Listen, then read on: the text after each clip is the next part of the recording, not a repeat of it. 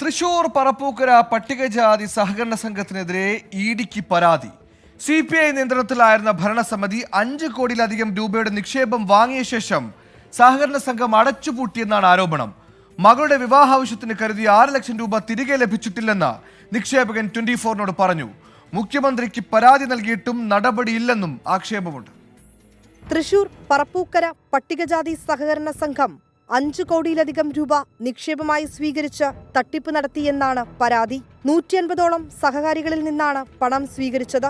നിക്ഷേപകർ തിരികെ എത്തിയപ്പോൾ പണം നൽകാതെ CPIയുടെ ഭരണസമിതി സംഘം അടച്ചുപൂട്ടി മുങ്ങിയെന്നും പരാതിക്കാർ. നിക്ഷേപകർ തെളിവ് സഹിതം ഇഡിക്ക് പരാതി നൽകി.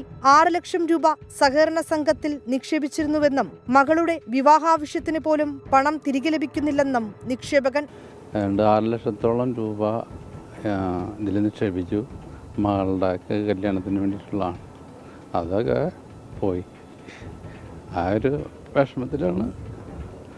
DDS, MDS, അതുപോലെ FD ഇതൊന്നും ഇവർക്ക് സ്പെഷ്യൽ രജിസ്ട്രേഷൻ ചെയ്തിട്ടില്ല. ഇവർ ചെയ്തിരിക്കുന്നതൊക്കെ തട്ടിപ്പുകളാണ്. പോലീസിൽ പരാതി നൽകിയതിനെ തുടർന്ന് ഭരണസമിതി അംഗങ്ങളെ അറസ്റ്റ് ചെയ്ത് ജാമ്യത്തിൽ വിട്ടു. പിന്നീട് അന്വേഷണം കാര്യക്ഷമമായി നടക്കാത്തതിനെ തുടർന്നാണ് പരാതിക്കാർ ഇഡിയെ സമീപിച്ചത്. വിനീത VG, 24, കൊച്ചി.